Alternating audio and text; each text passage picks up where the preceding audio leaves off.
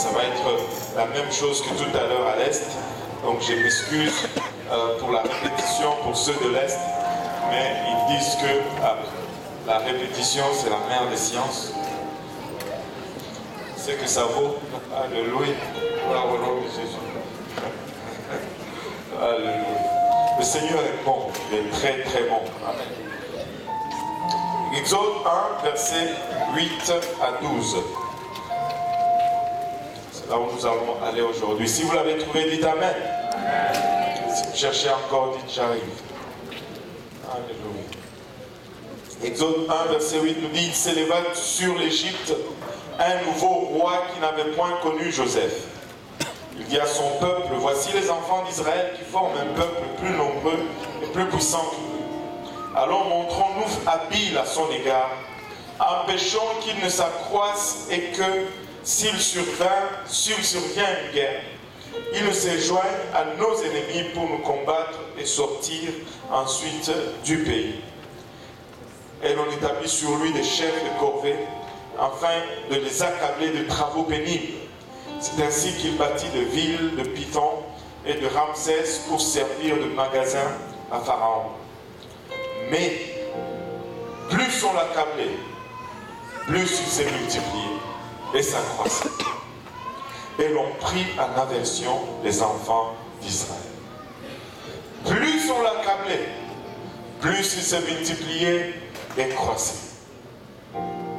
Plus on l'accablait, plus il s'est multiplié et il croissait. Je vais juste prêcher pour quelques minutes sur ces sujets. Plus on nous accable, plus nous grandissons. Alléluia. Plus on nous accable, plus nous grandissons. Prions tous ensemble. Seigneur Jésus, merci encore pour l'opportunité, le privilège de nous tenir devant toi, Seigneur, devant ton peuple aujourd'hui pour apporter ta parole. Faisant ainsi, Seigneur, nous reconnaissons que nous sommes, Papa, des êtres charnels, des êtres naturels pour qui, Papa, les choses spirituelles sont folie et nous ne pouvons les recevoir de nous-mêmes. C'est pourquoi nous avons besoin de ton aide. Aide-nous, aide-moi, Papa, afin que je puisse apporter cette orale sans crainte, ni faveur, ni hésitation. Aide-nous tous ensemble afin que nous puissions la recevoir, Seigneur, et qu'elle puisse germer en nous, produire de fruits et que ce fruit nous conduise jusque dans la vie éternelle. Et je prie, ô Éternel, que tu confirmes ta parole avec des signes de prodiges et de miracles. Au nom de Jésus-Christ, je prie ainsi. Nous disons tous au nom de Jésus. Alléluia. Avant de nous asseoir, si nous pouvons juste encore une fois.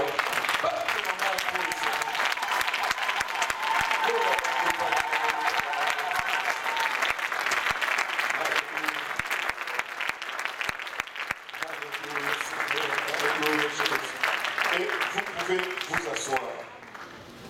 Et le passage duquel nous avons tiré aujourd'hui, le passage que nous avons lu vient du livre d'Exode, l'histoire d'Israël après qu'il se soit retrouvé en Égypte pour s'abriter de la famine.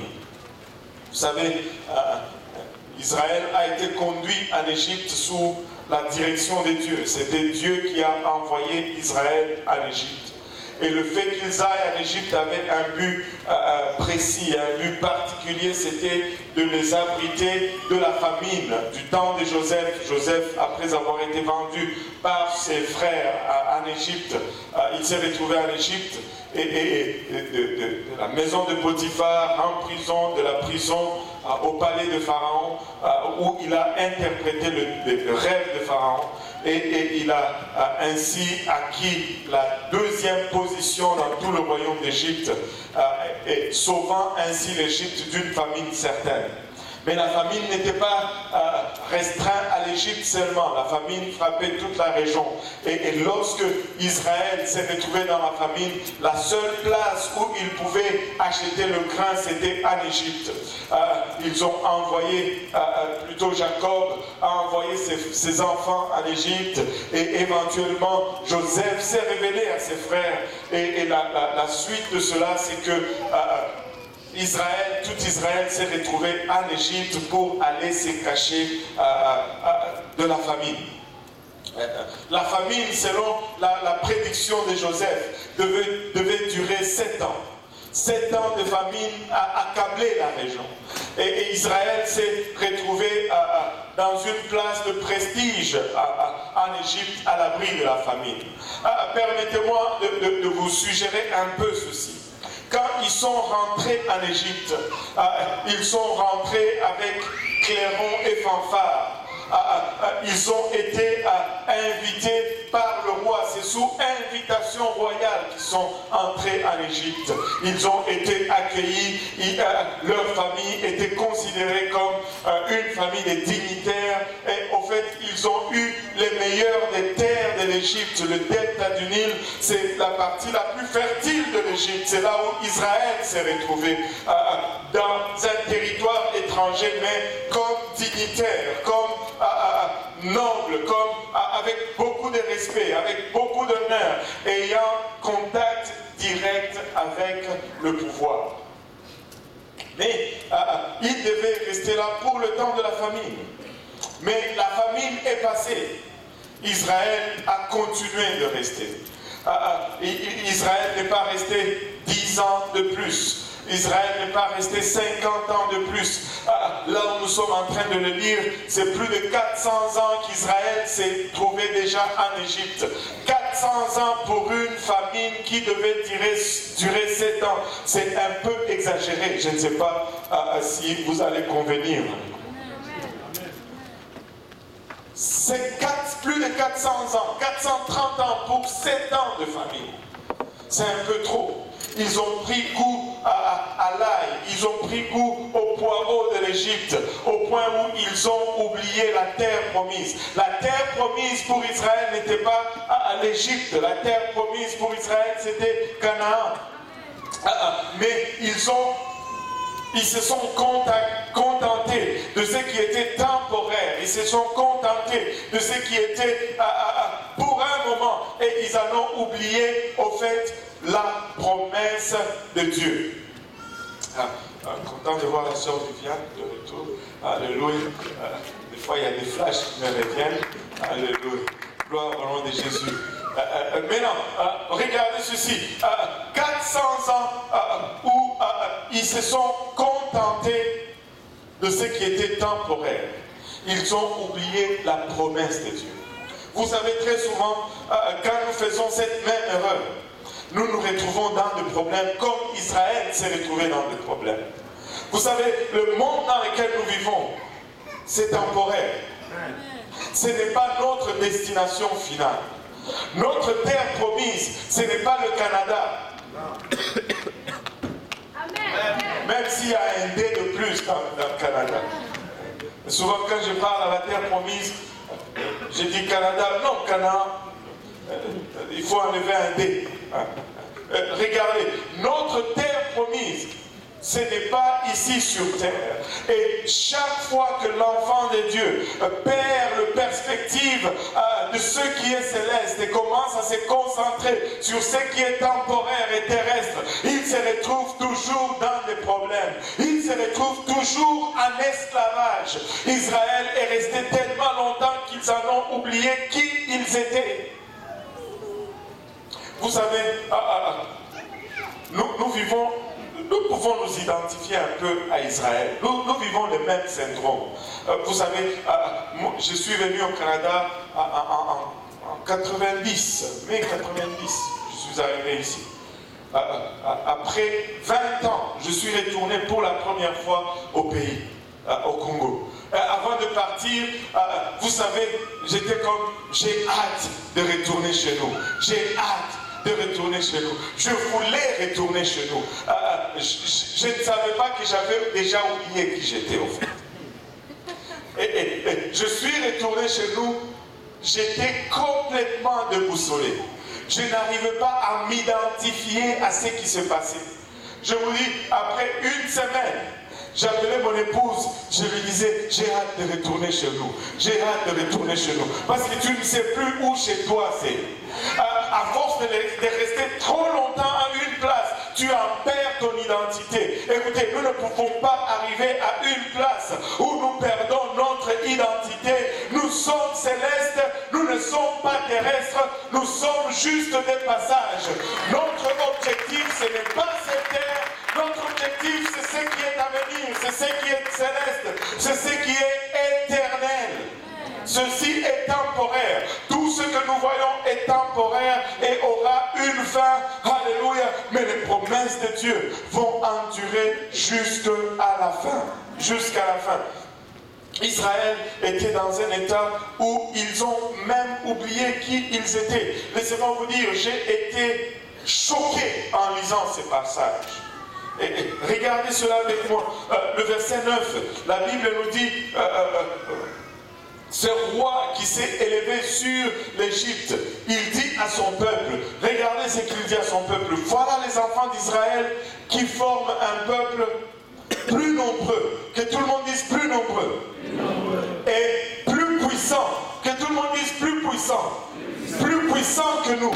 Mais qu'est-ce qui est arrivé à ce peuple qui était plus puissant que l'Égypte, de rester en esclavage pendant 400 ans de leur propre témoignage du roi d'Égypte. Israël était plus puissant que l'Égypte, mais plus puissant, mais à l'esclavage, asservi à un plus faible que lui. Écoutez, très souvent, c'est ce qui nous arrive lorsque nous avons notre regard pas à la bonne place. Nous devenons asservis à ce qui est plus faible que nous. Et plus grand est celui qui est en moi que celui qui est dans le monde. Le peuple de Dieu doit réaliser qui il est. Le peuple de Dieu doit arrêter de se plaindre et de pleurer tout le temps. Nous sommes forts, nous sommes puissants, nous sommes plus riches, nous sommes plus nombreux. Alléluia. Le monde n'est pas plus que nous. Nous sommes plus que le monde. Nous sommes plus que le monde. Parce que notre Dieu a créé ce monde. De leur propre aveu, les Égyptiens ont déclaré. Écoutez, je l'avais déjà lu dans des livres de commentaires, de recherches comme ça. Tu sais, tu étudies. Des fois, il faut juste lire la Bible. Des fois, il faut juste lire la Bible. Parce que tout le monde est là. Et on argumentait là-dessus. Je me rappelle même déjà avoir parlé de cela. Le pharaon, à l'époque de Moïse, serait probablement Ramsès II. Et Ramsès II avait une armée puissante de 27 ou 29 000 soldats. 27 ou 29 000 soldats. Mais la Bible nous dit que ceux qui sont sortis d'Israël, qui avaient 20 ans d'âge et plus, qui étaient capables de prendre des armes, 680 quelques mille. Et comment est-ce que 29 000 ont pu assujettir 680 ? Et quand je l'avais lu, j'ai dit, ok, je n'ai pas de preuves historiques pour chercher. Écoutez, la Bible nous dit qu'ils étaient plus nombreux et plus puissants qu'eux. Des fois, on cherche à gauche, à droite pour les démonstrations. Tout se trouve dans la parole de Dieu. Tout se trouve dans la parole de Dieu. Il dit, ils sont plus nombreux et plus puissants que nous. Allons, montre-nous habile à son égard. Montre-nous rusé à son égard. Empêchons qu'il ne s'accroisse et qu'il survienne. Et s'il survient une guerre, il ne se joigne à nos ennemis pour nous combattre et sortir ensuite du pays. Waouh! Je ne sais pas si vous voyez le raisonnement de Pharaon ici. Israël est un danger. Mais on ne veut pas s'en débarrasser. Parce que bien que Israël soit un danger, Israël possède quand même des atouts. Nous voulons jouir des atouts d'Israël. Nous voulons les utiliser. Nous voulons les mettre à notre service. Mais nous devons juste les garder à une place où le danger est contrôlé, mais nous prenons avantage de leur potentiel. Et nous allons user d'habilité. Et c'est ce que le monde fait encore aujourd'hui sur le peuple de Dieu. Écoute, tu as un potentiel. C'est pourquoi à chaque fois que tu veux vraiment vivre pour Dieu, tout le monde se déchaîne contre toi. C'est pourquoi à chaque fois tu dis, moi c'est fini, je me décide, tout l'enfer, alléluia, est délibérer contre toi. Mais si tu es juste là, ni chaud ni froid, oh, je vis un peu pour Dieu, je vis un peu pour le monde, oh, tu es tranquille, la vie est belle et tout cool. Mais le jour où tu te décides, oui, je veux servir Dieu, tout c'est des chaînes parce qu'ils veulent te garder captif, ils veulent utiliser le potentiel, mais ils ne sont pas intéressés par toi. C'est l'esclavage, c'est l'esclavage. Si tu veux vivre pour Dieu, non, alléluia, tout va être contre toi. Mais juste être un chrétien, ni chaud ni froid. Hein, tu sers un peu Dieu, tu construis en même temps les palais de Pharaon. Tu sers un peu ton Dieu et tu fais aussi un peu les choses du monde. Ça, écoutez, ce n'est pas la façon de vivre. Amen. Ce n'est pas la façon de vivre. Décide-toi aujourd'hui. Je vis pour Dieu avec tout ce que j'ai. Je me consacre à Dieu. Je me donne à 100% pour Dieu et vois Dieu déculper le plein potentiel. Tu es plus puissant, tu es plus nombreux, tu n'as rien à envier, tu n'as rien à craindre. Tu peux vivre pleinement pour Dieu. Et si tu vivais pleinement pour Dieu, Dieu agira aussi pleinement pour toi. Ce que je trouve le plus triste, c'est les gens qui vivent un peu dans le monde et un peu pour Dieu. Ça, c'est la chose la plus triste. Et je veux vous expliquer pourquoi. Écoute, si tu vis pour Dieu, peu importe les moqueries, peu importe la souffrance, peu importe ce que tu traverses, tu meurs aujourd'hui, tu vas au ciel. Amen. Tu as vécu pour Dieu. Et tu peux être là au ciel, le premier jour au ciel. Tu dis, waouh, c'était dur, hein? Mais on est arrivé. Alléluia. Alléluia. Une semaine après au ciel, je dis, je te dis, je ressens encore le coup de fouet sur le dos. Mais, que je suis content, je suis arrivé. Mais 2 ans après au ciel, ouais, ça valait la peine quand même. On a souffert. Je ne peux pas dire qu'il n'y avait pas de souffrance. Il y en avait quand même. 10 ans après, bon, si on peut appeler souffrance, c'était ça. Mais on est. Et 1000 ans après, 1 million d'années après, tu commences même à te demander, est-ce que j'étais sur la terre? Allô? Parce que c'est l'infini. Et si je me rappelle les mathématiques, tout nombre, même si tu as vécu 80 ans de misère, divisé par infini, c'est 0. Amen. Même si tu as vécu 120 ans de galère, divisé par l'infini, c'est 0 galère. Amen. C'est ça mon frère.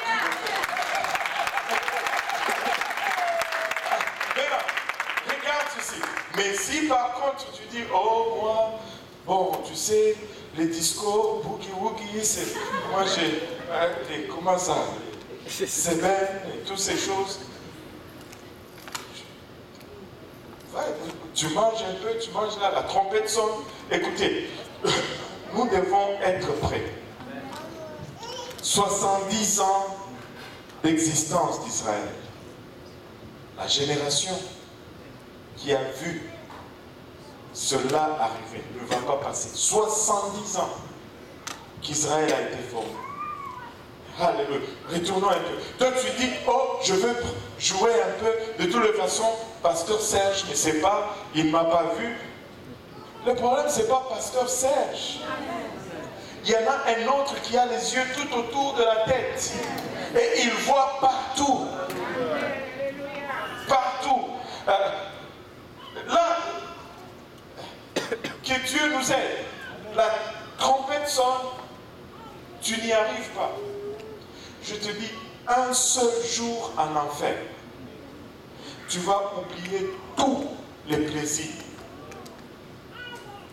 pour lesquels tu as hypothéqué ton salut. Ça ne va pas être même pas un jour, juste 30 minutes en enfer. Ça va te faire oublier tout le plaisir pour lequel tu as hypothéqué le salut. 30 minutes en enfer. Tu ne peux pas garder ta main sur le feu. Essaie d'ouvrir le four et de garder ta main, voir combien de temps tu peux la garder là. Ça ne vaut pas la peine. Ça ne vaut pas la peine. Si tu veux vivre pour Dieu, vis pour Dieu. Avec tout, ton âme, ton être, ton corps, donne-toi à Dieu. Parce que je te dis, les promesses de Dieu durent pour l'éternité. Et les promesses de Dieu s'accompliront. Ils sont meilleurs. Ils valent tout le prix que tu vas payer pour. Ils valent tout le prix. Il dit, alors montre-nous habile à son égard, empêchons qu'il ne s'accroisse et que s'il survient une guerre, il ne se joigne à notre ennemi pour nous combattre et sortir ensuite du pays. L'Égypte ne veut pas que nous sortons. Comme l'Égypte ne voulait pas que Israël sorte, le monde aussi ne veut pas que nous sortons. Ils vont tout faire pour nous accommoder. Ils vont tout faire pour nous amadouer. Ils vont tout faire pour nous induire à l'erreur, nous garder. Il y a plein d'offres. Il y a des offres de ceci. Des fois c'est l'argent, des fois c'est les sentiments, des fois c'est la popularité ou la célébrité, des fois c'est la reconnaissance. Mais écoute, à une chose ou à l'autre, la réponse reste la même. Non, non, non. J'ai choisi de vivre pour Dieu et je vivrai pour Dieu. J'ai choisi de suivre l'Éternel et je le suivrai. Et regardez, et l'on établit sur lui des chefs décorés afin de l'accabler des travaux pénibles. C'est ainsi qu'il bâtit les villes de Pithon et de Ramsès pour servir de magasin à Pharaon. Mais plus on l'accablait, plus il multipliait et s'accroissait. Pharaon dit, on va les asservir. On va leur donner des travaux forcés, de sorte qu'on use leur santé, on use à leur corps, et qu'ils meurent vite. Et quand ils meurent vite, leur population va diminuer. Mais laissez-moi vous dire, alors que les Hébreux travaillaient à pousser ces pierres, leur corps devenait aussi plus fort, leur système devenait aussi plus résistant. Et au lieu de mourir vite, ils vivaient juste plus longtemps. Et ils se croisaient et ils augmentaient. Laisse-moi dire à quelqu'un, alléluia, toute épreuve que le diable va lancer sur ton chemin, c'est la même chose que Dieu va prendre pour t'élever à un autre niveau. Toute, alléluia, opposition que le diable va mettre devant toi, c'est la chose même que le Seigneur va prendre pour te faire passer à un autre niveau. Laisse-moi dire à quelqu'un, ce n'est pas un obstacle que tu as devant toi. Ce n'est pas un obstacle, c'est juste une chose sur laquelle tu dois monter à un niveau supérieur. Mais te dérange, ce n'est pas un obstacle, ça ne t'empêche pas d'avancer, ça te permet juste, alléluia, de monter plus haut. Écoutez, alléluia, nous allons changer notre façon de regarder l'opposition cette année. Nous n'allons pas regarder l'opposition de la même façon. Nous n'allons pas regarder l'opposition comme une entrave. Nous n'allons pas regarder l'opposition comme une adversité, comme quelque chose qui pousse contre nous. Mais nous allons souhaiter la bienvenue à l'opposition. Parce que nous en avons besoin. Nous allons dire bienvenue à adversité, parce que j'ai besoin de grandir, j'ai besoin d'être attrapé, j'ai besoin d'être oppressé, parce que sans oppression, je ne peux multiplier, sans cet accablement, je ne peux grandir, encore et encore et encore dans la parole de Dieu. Lorsque l'ennemi s'est levé pour détruire le peuple de Dieu, encore et encore et encore, Dieu a pris cette même arme de l'ennemi pour tourner cela en faveur de son enfant. Écoutez, ce que l'ennemi est en train de mettre devant toi, alléluia, n'est pas une adversité, mais c'est une source de bénédiction pour toi. Glorifie Dieu, choisis ton camp, glorifie Dieu et vois Dieu tourner cette adversité en bénédiction et en croissance. On peut le voir encore et encore dans la parole parole de Dieu. Je vais rapidement citer quelques noms. Retournons à Moïse lui-même, dans l'époque où nous sommes, au moment de sa naissance, il y avait une condamnation qui pendait sur sa tête. Tout enfant mâle qui va naître parmi les Hébreux va être jeté dans le fleuve Nil. Parce qu'après avoir essayé de les accabler, de les forcer aux travaux, ils ont continué à multiplier. Et Pharaon a dit, on va juste les exterminer. Tout bébé mâle qui naît, jetez-les dans le fleuve. Et le décret était sorti. Et tu pouvais voir ces mamans qui étaient enceintes. En ce temps-là, il n'y avait pas d'échographie. Ils regardaient encore l'ancien système. Je ne sais pas si le même système c'est pareil partout. Si le ventre est rond, ça veut dire que c'est une fille. Si le ventre est pointu, ça veut dire que c'est un garçon. Mais je n'ai jamais vu un ventre pointu. Je ne sais pas comment, c'est quoi pointu. En tout cas, et selon mes standards. Alléluia. Et là, tu pouvais voir la panique dans tous ces mamans avec leur bébé. Mais c'est dans ces conditions que Moïse est né, avec une condamnation à mort déjà sur sa tête. Il devait être jeté dans le Nil. Mais sa mère le prend, elle regarde à gauche, à droite, et dit, Seigneur, tu es au contrôle. Elle va le mettre sur le Nil. L'outil que le diable a conçu pour sa destruction. Dieu prend ce même fleuve Nil et l'utilise pour non seulement délivrer Moïse, mais délivrer tout son peuple. Tout son peuple.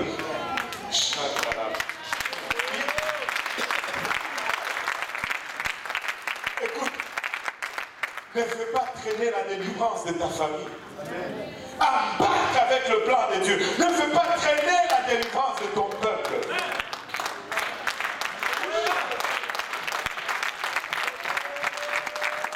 Oh Dieu, sauve ma famille, mais qu'est-ce que tu fais? Qu'est-ce que tu attends? Consacre ta vie. Donne-toi entièrement à Dieu et vois s'il ne peut pas sauver. Vois s'il ne peut pas délivrer. Je te mets au défi. Je te mets au défi. Si tu t'engages, si tu te consacres, arrête de lutter contre la parole de Dieu. Et vois s'il ne peut pas le faire. Oh, Alléluia.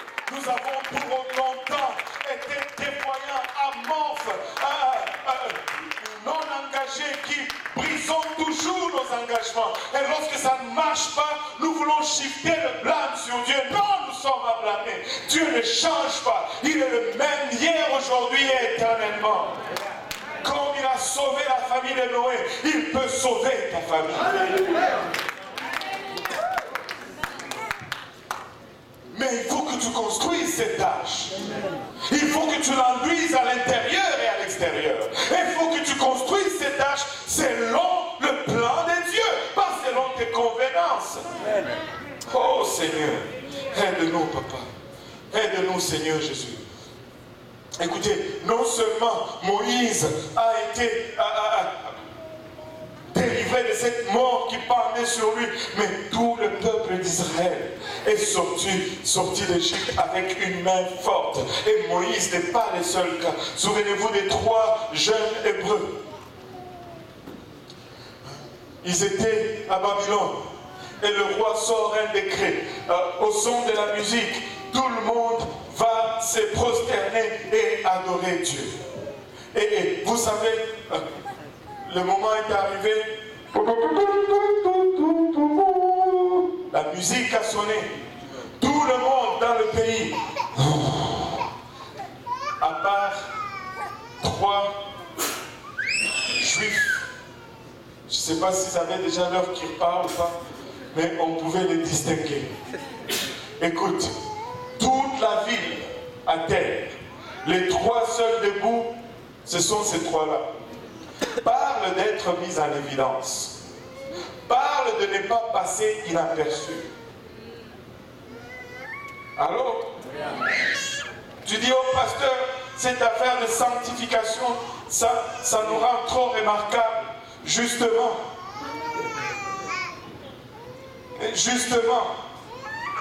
ils étaient trop remarquables. un enfant de Dieu consacré, sanctifié, on peut le sortir de la foule parce qu'on peut voir la différence, on peut voir la distinction. Dieu veut que nous soyons distingués. Dieu veut que nous soyons séparés. Dieu ne veut pas que nous soyons comme le monde. Amen. Alors, il y a une dame qui est rentrée hier, ici. C'était l'ami de Dajna. Je ne sais même pas si Dajna est là. Écoutez, elle est rentrée hier, pour la première fois. Une jeune, vraiment jeune, très jeune et très zélée. Elle n'a même pas fait 5 minutes dans le sanctuaire ici, avant la réunion de prière. Elle a dit non, il y a quelque chose de différent ici. Alléluia. Elle dit, moi je ne suis pas comme toutes les femmes ici. Là. Et Dajna l'a montée dans le bureau. Et c'était question-réponse, question-réponse. On s'est tiraillé. Écoutez, si elle ne m'avait pas demandé cela le premier jour, je n'allais pas lui dire parce que je sais qu'elle n'était pas prête. Mais quelque chose en moi me dit que cet enfant-là va venir servir Dieu. Parce qu'il y en a qui, des fois, sont là pour 1 an. Tu te demandes s'ils voient même la différence. Mais elle était là par 5 minutes. Elle pouvait voir la différence. Wow. Dieu veut que nous soyons à part. Et quand nous sommes à part, c'est là que nous lui appartenons. Ces 3 jeunes Hébreux étaient à part. Et là, on les a pigés. Les 3, on les a amenés devant le roi. Vous ne vous êtes pas prosternés.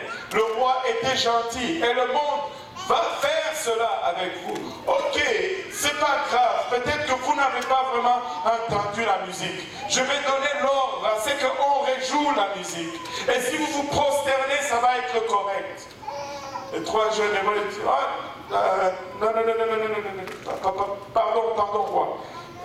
Vous pouvez vous épargner l'effort de faire jouer vos musiciens comme il faut. Nous avions entendu la musique. Seulement, nous avons déjà choisi qui servir. Notre Dieu, il va nous protéger. Le roi dit, mais vous ne réalisez pas, je vais vous jeter dans la forêt. Ne t'inquiète pas, roi. Nous servons le roi de rois. Il va nous sauver de ta main. Et même s'il va plus loin, même s'il ne nous sauve pas, et qu'il nous jette, tu nous jettes dans ce feu, le feu nous brûle, nous mourrons. Tu ne pourras plus rien contre nous, ça sera fini. Je vais mourir, ça sera fini. Et le roi était fâché. Attachez-les.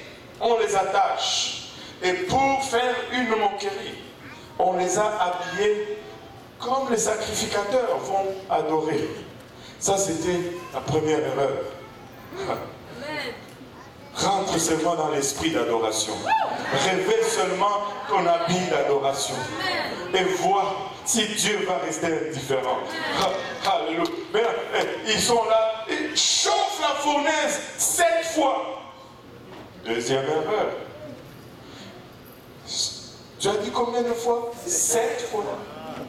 Ok. On va chauffer 7 fois. Mais celui qui se réclame du nombre de 7 va venir. Amen. Alléluia. Ils ont chauffé 7 fois. Ils ont chauffé 7 fois. Ils ont ouvert la porte pour jeter ces jeunes. Les gardes ont brûlé à la porte. Mais ces jeunes ont été tombés dedans. Regardez, le feu est devenu un feu sélectif. Il n'a pas brûlé les vêtements, frère Serge. Il n'a pas brûlé les cheveux, frère Serge. Ça a brûlé juste les cordes qui les gardaient liées. Écoutez. Et toi, tu traînes encore à servir Dieu. Toi, tu luttes encore si tu vas servir Dieu ou pas. Écoutez, le feu n'a pas brûlé un seul cheveu, n'a pas brûlé le vêtement, a brûlé juste les liens. C'est que le monde a mis sur eux. C'est qui n'était pas de Dieu, qui était du monde. Le feu l'a brûlé. Oh, Satan. Si tu restes lié, c'est parce que tu choisis d'être lié. Écoutez, décide-toi aujourd'hui. Je servirai l'Éternel. Je choisis mon camp. Pas à 50%, pas à 80%. Non, dis, oh pasteur, déjà j'ai fait 80%. C'est pas bon 80%. Donne 100%. Dieu ne t'a pas sauvé à 80%. Il n'est pas mort à 80%. Il est complètement mort à la croix pour toi. Il a versé tout son sang pour toi. Tu peux tout lui donner parce que lui, il a tout donné. Il a tout donné. Donne tout. Ne lutte pas avec Dieu. Tu luttes avec Dieu. Tu es perdant. La chose la plus triste, c'est d'être si proche du salut. De savoir ce qu'il faut faire. Et d'être entêté de ne pas le faire.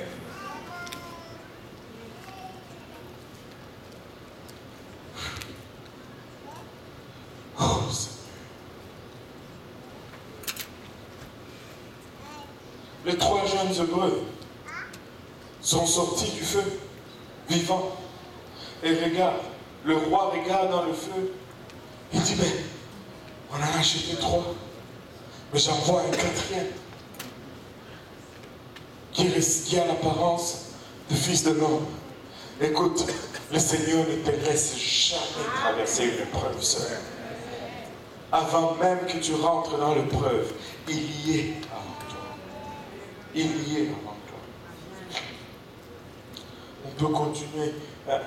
Ils sont multiples. Daniel dans la fosse au lion, il s'est tenu pour honorer son Dieu. Il a été jeté dans la fosse au lion. Et quand il est sorti de là, remarquez, dans tous les cas, les gens se sont convertis et il y a eu de la délivrance. Mardoché, pas le moindre. Aman voulait le faire tuer tout simplement parce que l'adoration de tout le monde n'était pas suffisante. Ça prenait que Mardoché aussi se prosterne. Mardoché a dit non, il s'est fâché, il est allé chez lui, il a pris conseil aussi. Construis un galop ou un échafaud, et là tu vas faire pendre Mardoché là-dessus. Et quand il sera pendu là, tu seras content. Dis, waouh, bonne idée. Tout ça, ce sont des pièges ou des trucs dressés contre l'enfant de Dieu. Dieu a utilisé les mêmes choses que l'ennemi a conçues pour les détruire. Il a utilisé cela pour détruire en fait l'ennemi. Et Dieu n'a pas changé. Aujourd'hui, ne regarde pas l'adversité comme étant « oh, pauvre moi ». Quand l'adversité vient, dis « bienvenue, je t'attendais parce que je voulais juste aller un petit peu plus loin. Parce que je veux juste faire un petit peu plus pour mon Dieu. Je veux juste monter d'une coche. Je veux juste faire plus en 2018. En 2018, je ne veux pas regarder l'adversité et pleurer sur moi-même. Je vais regarder l'adversité et me réjouir dans le Seigneur. Je ne veux pas regarder... Écoutez, c'est Dieu qui a créé l'adversité. J'ai le verset, Ésaïe 48. Non, plutôt Ésaïe 45, verset 7. Ésaïe 45, verset 7. Ésaïe 45, c'est un très bon chapitre. Ça parle de l'unicité de Dieu partout dans Ésaïe 45. Je suis le seul Dieu. Je suis tout seul ici dans les ciels. Il n'y a aucun autre Dieu à mes côtés. Je regarde à gauche, à droite, il n'y en a aucun autre. Dans le futur, il n'y aura aucun autre qui sera formé. Et seul je suis Dieu. Il est lui seul Dieu. Et lis un peu Ésaïe 45, tu verras, c'est très bon. Hein? Regardez, Ésaïe 45, verset 7 nous dit, je forme la lumière et je crée les ténèbres. Je donne la prospérité et je crée l'adversité. Moi l'Éternel, je fais toutes ces choses. C'est Dieu qui a créé l'adversité. Si tu veux savoir comment faire face à l'adversité, va voir, c'est lui qui a créé l'adversité. Et il te dit, il y a une seule façon de faire face à l'adversité, c'est par la louange et l'adoration. C'est par la glorification du seul et unique Père Dieu. C'est par l'exaltation de celui-là même qui a créé l'adversité. Tu ne peux vaincre l'adversité par les murmures, tu ne peux vaincre l'adversité par les compromis et toutes ces choses. Alléluia. Tu vaincres l'adversité en te consacrant à 100% à celui qui a créé l'adversité. Et laisse-moi te dire pourquoi il a créé l'adversité. Il a créé l'adversité parce qu'il veut te prospérer.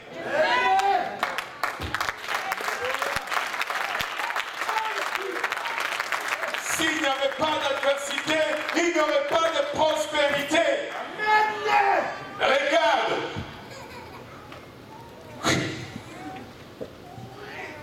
La lumière nous servirait à quoi s'il n'y avait pas de ténèbres?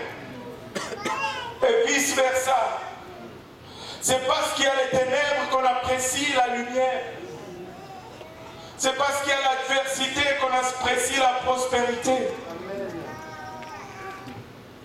Allô?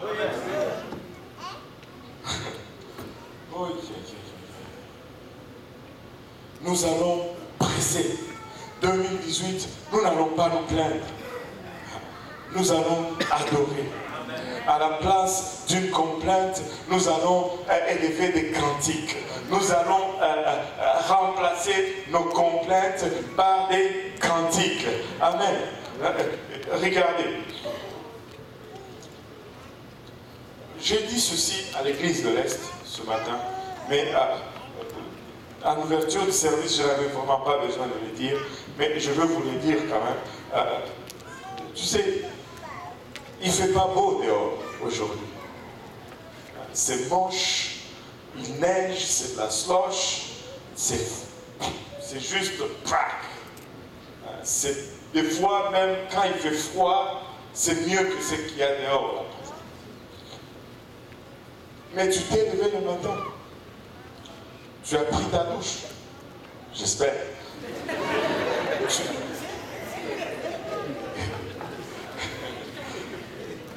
Vous étiez devenu trop sérieux. Et tu as pris ta douche.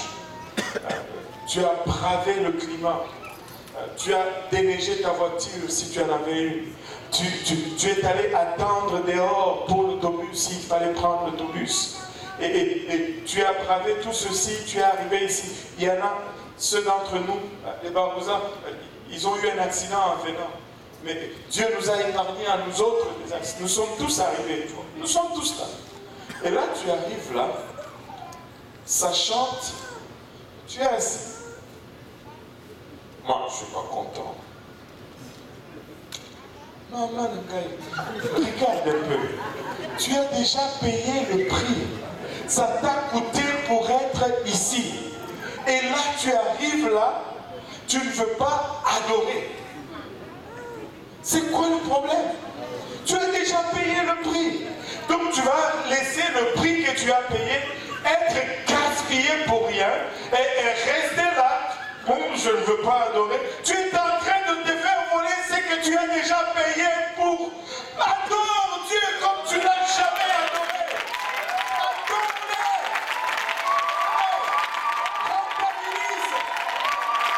Rentabilise le temps que tu as produit. Ne te laisse pas voler de ton effort maintenant que tu es déjà arrivé ici. Écoute, quand tu arrives dans la maison de Dieu, peu importe l'adversité, je vais adorer. Peu importe ce qui se passe, j'ai déjà payé le prix. Ça m'a coûté le temps, ça m'a coûté le transport, ça m'a coûté le confort et l'équipement. Je vais prendre le prix de ce que j'ai payé. Je vais adorer Dieu. Oh! Alléluia! Alléluia! C'est comme si on allait au restaurant et on doit attendre que le serveur et comment on l'appelle, le chef, ils viennent aux tables, il dit mangez, mangez, mangez, mangez, mangez, mangez. Et vous par ici, oui, mangez, mangez. Mais c'est ce que nous faisons à l'église. Nous allons au restaurant pour manger. Et nous n'avons besoin de personne pour nous pousser à manger. Mais nous venons à l'église pour adorer. Pourquoi est-ce qu'on a besoin de quelqu'un pour nous pousser à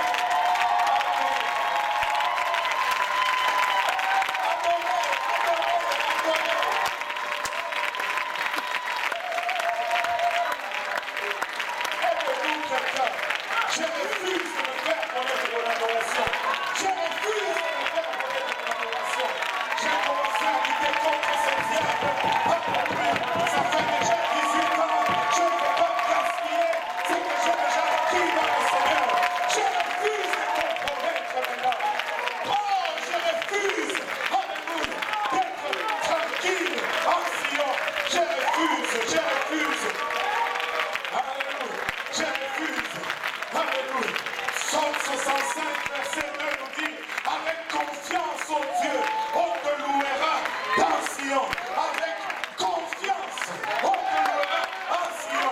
Et on accomplira les vœux qu'on t'a fait. On va accomplir nos vœux. On va garder nos engagements.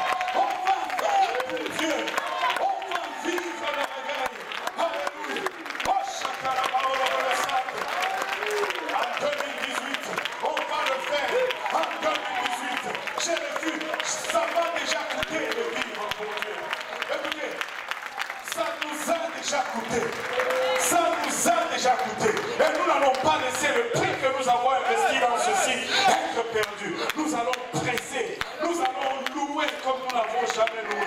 Nous allons témoigner comme nous n'avons jamais témoigné.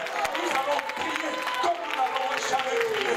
Nous allons donner comme nous n'avons jamais donné. Nous allons être engagés. Nous allons être disciplinés. Nous allons voir la gloire de Dieu. Je refuse de me contenter de la médiocrité. Je refuse la médiocrité dans le nom de Jésus-Christ. Je confesse l'excellence. Je confesse l'excellence.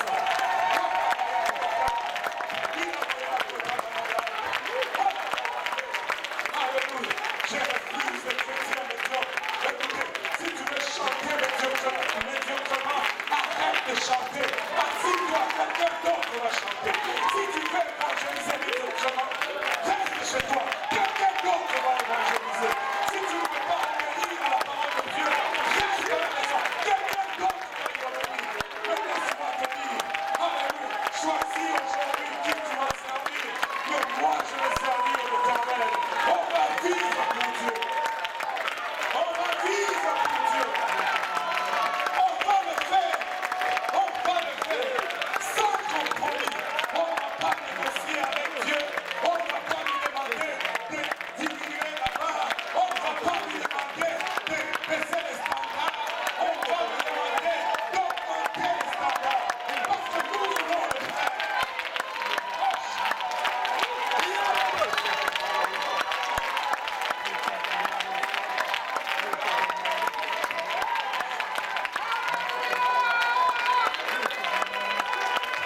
Je refuse la distraction. Je refuse la distraction. Dans le nom de Jésus. Alléluia. Alléluia Jésus. Alléluia Seigneur. Alléluia. Et nous allons le voir. Nous allons voir la grandeur de Dieu. Nous allons voir la main de Dieu. Dieu va confirmer sa parole avec des signes, des prodiges et des miracles. Mais laissez-moi vous dire, je veux juste vous donner un autre verset qui, je pense, est clé. Oh Seigneur Jésus, aide-nous. Alléluia. Regardez ceci. C'est encore dans le livre d'Ésaïe. Vous savez, nous sommes plus que vainqueurs par le Dieu qui nous fortifie. Nous sommes plus puissants. Arrêtez d'être sujet à ces jeux mentaux. Nous sommes plus puissants. Le diable l'a déclaré lui-même. Nous sommes plus puissants et plus nombreux que lui. Alors, arrêtez de complaintes, d'avoir comment on dit en anglais, des pity party, oh pauvre moi, s'apitoyer, voilà, oh pauvre moi, rien. Écoute, je ne veux rien avoir avec la pauvreté. Je ne veux pas. Battons nos mains pour le Seigneur.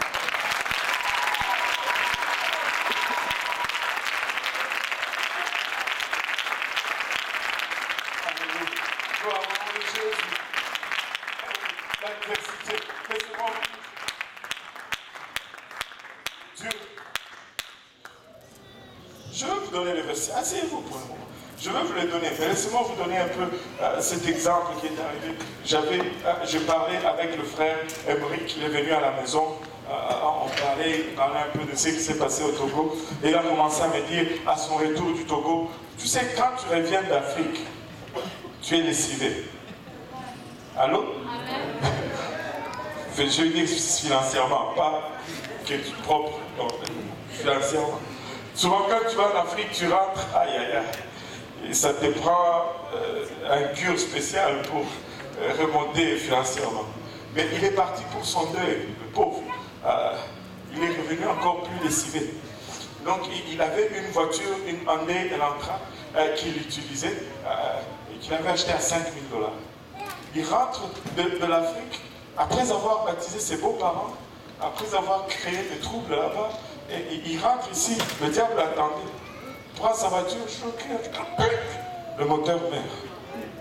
Il dit, oh, c'est quoi ça? C'est à peine 155 km, le moteur, il meurt. Et il appelle ici, on dit, bon, le moteur est foutu, il faut que tu changes de moteur. Appelle peut-être Hyundai Canada, je ne sais pas, il peut faire quelque chose pour toi. Il appelle Hyundai Canada et il amène la voiture là-bas, on lui dit, ok, donne 250, on va démonter le moteur, on va voir c'est quoi le problème, si c'est réparable. Et on démonte le moteur, on regarde, on lui dit, le moteur là, est fini. Ça va prendre un autre moteur, $6 000. Il dit, maman, j'ai acheté la voiture à $5 000. Je vais acheter un moteur à $6 000. Ça devient compliqué l'affaire. Il s'est gratté la tête pendant 2 jours. 2 jours après, Hyundai Canada lui l'appelle et lui dit, Hyundai Canada va te donner un autre moteur.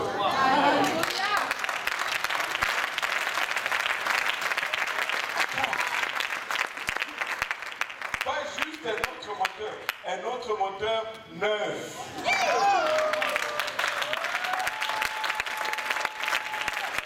L'adversité.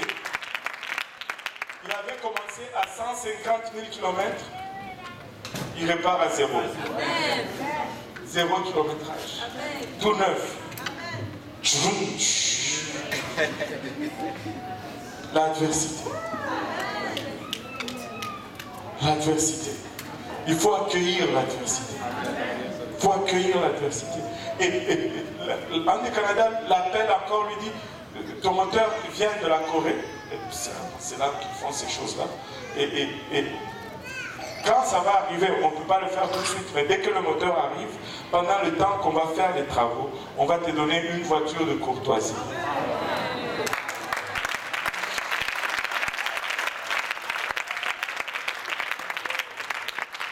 Alors, qui veut que son moteur brise?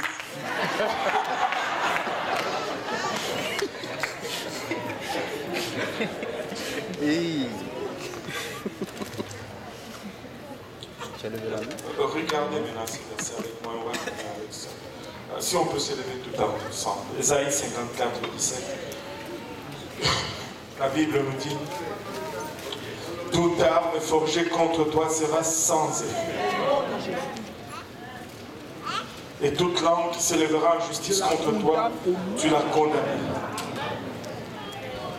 Mais, dis à ton voisin, il a ajouté un mot. Donc il y a un problème. Parce que, tu sais, qui a déjà entendu ce verset cité? Tout le monde. Mais, tous, nous l'avons entendu citer jusque-là, point, c'est fini. Nous ne lisons pas le reste du verset. Et là, parce que nous ne lisons pas de reste du verset, nous voyons des armes qui sont forgées contre les gens et qui prospèrent. On se dit, mais qu'est-ce qui se passe? Mais regardez, la clé se trouve ici. Tel est l'héritage des serviteurs de l'Éternel. Il faut que tu sois d'abord son serviteur pour que toute arme forgée contre toi n'ait plus prospéré. Amen. Hein? Si tu n'es pas son serviteur, tu meurs. Alors, je veux être serviteur. Mais qui veut être serviteur? Si vous voulez être son serviteur, c'est noté les frères, les hommes à ma gauche, les dames à ma droite, et nous allons parler au Seigneur. Nous allons juste refaire nos engagements. Nous allons juste déclarer encore, alléluia, une fois à notre Dieu. Écoutez, prenons le temps.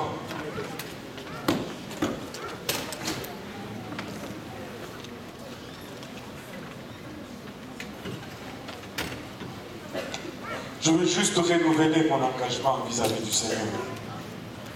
En ces débuts d'année 2018, je ne veux pas le servir en entier. Je ne veux pas qu'il y ait d'ambiguïté en ce qui concerne où je me tiens. Je vais être à fond dans la parole du Seigneur. Je vais être à fond, non seulement dans la parole du Seigneur, mais dans l'obéissance à cette parole. Je veux être à fond dans ce que le Seigneur veut que je fasse. Alléluia. Je veux juste m'abandonner, me donner complètement au Seigneur. Savez-vous, il est là parmi nous. Il est là parmi nous. Le Seigneur est là au milieu de nous. Il veut toucher quelqu'un. Il veut, alléluia, restaurer quelqu'un. Il veut amener quelqu'un dans une coche juste au-dessus. Juste une coche au-dessus. Juste une coche supérieure. Parce qu'il t'aime aujourd'hui. Si nous pouvons commencer à élever nos voix vers le Seigneur. Si nous pouvons commencer à ouvrir nos cœurs et dire, Seigneur, me voici, Papa.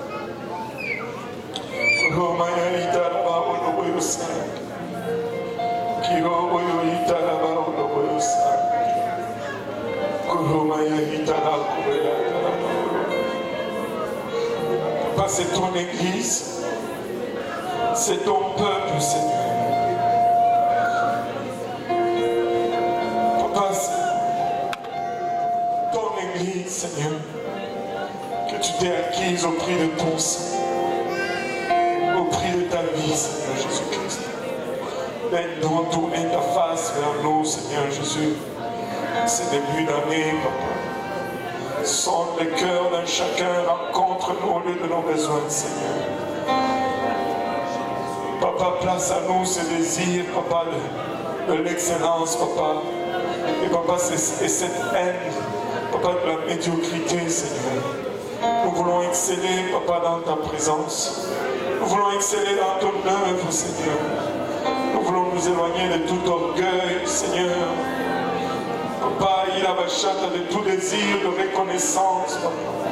Sont nos motivations aujourd'hui, Papa. Il a bachata, reconnais-nous, Père. Aide-nous, Papa, à donner le meilleur de nous-mêmes, Papa, à ton royaume, Père.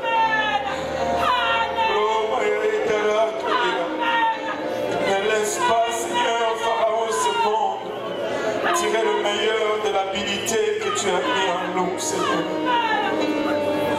Papa, que ce meilleur te soit réservé. Que cette meilleure portion soit pour ton royaume, Seigneur. Papa, aide-nous, Seigneur. Papa, dans la place que tu nous appelles à servir. Papa, si c'est pour encourager, Papa, aide-nous à être le meilleur encourageur. Si c'est pour évangéliser, Papa, aide-nous à être le meilleur évangéliste. C'est pour enseigner, Papa, que nous soyons des meilleurs enseignants. C'est pour nettoyer ta maison, Seigneur, que nous soyons des meilleurs nettoyeurs, Père.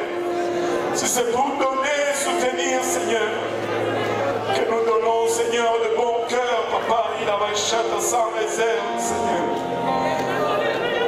Papa, mais nous voulons exceller dans le service que tu nous appelles à faire, Seigneur.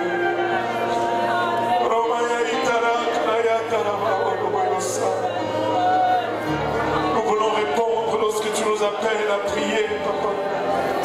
Nous voulons répondre lorsque tu nous appelles à jeûner. Nous voulons répondre lorsque tu nous appelles à intercéder, Papa. Papa, nous refusons les commérages, nous refusons les murmures, Papa.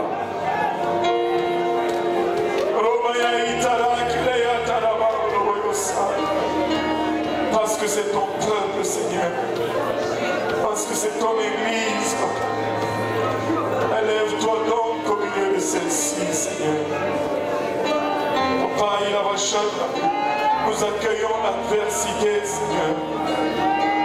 Papa, nous accueillons l'adversité, Seigneur Jésus. Plus nous sommes accablés, Papa, plus nous allons grandir, ô Éternel, Papa. Mais tire le meilleur de nous, Seigneur Jésus.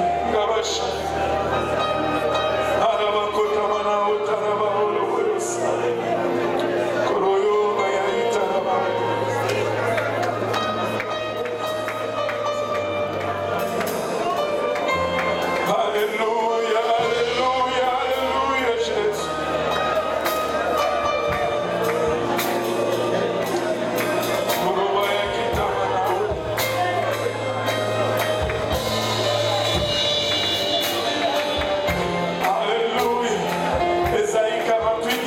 Je t'ai mis au creuset, mais non pour retirer de l'argent. Je t'ai éprouvé dans la fournaise de l'adversité. Alléluia. Il nous a éprouvés dans la fournaise de l'adversité. Afin que nous puissions être purifiés. Que nous puissions être le meilleur de ce qu'il a conçu que nous soyons.